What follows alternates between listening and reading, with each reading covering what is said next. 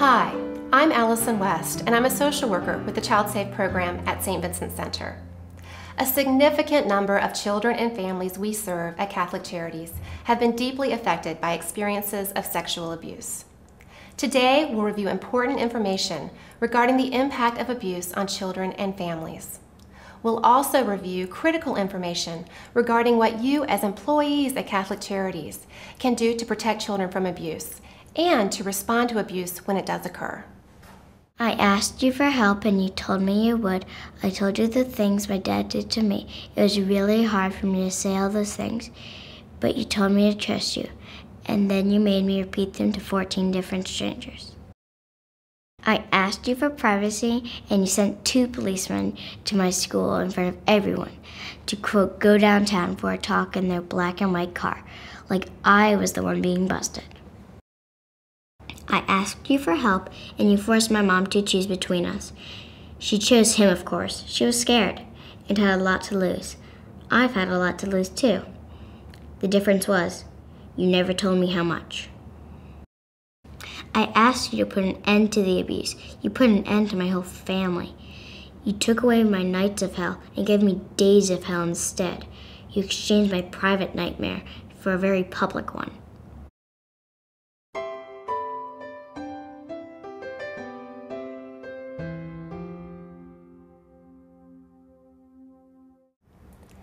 Evidence suggests that 1 in 4 girls and 1 in 6 boys will be sexually abused before age 18. Over 90% of sexual offenders are someone the child knows and trusts. 25% of all sexual abuse occurs before age 7.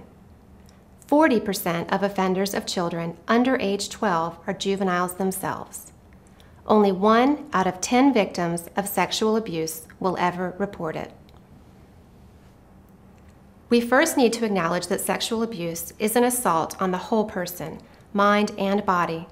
Sexual abuse can have profound short and long-term effects on the emotional, physical, cognitive, sexual, and spiritual development of a child.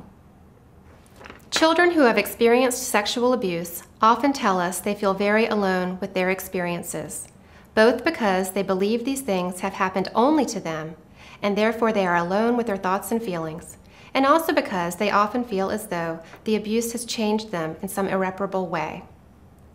Some children tell us that they feel torn apart by their victimization.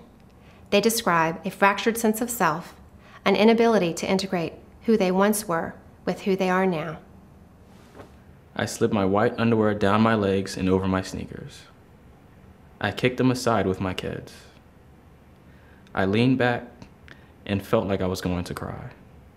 I held onto my emotions and looked off to the side and just waited for anything, something. Anything that will save me from this embarrassment. I no longer wanted to cooperate, but I did not feel strong enough to say how I felt. Sexual abuse is a unique and personal experience for each victim. All abuse does not lead to traumatic results, and many survivors develop into happy, healthy, high-functioning adults, particularly those who felt believed and supported and who had ample resources to assist with recovery.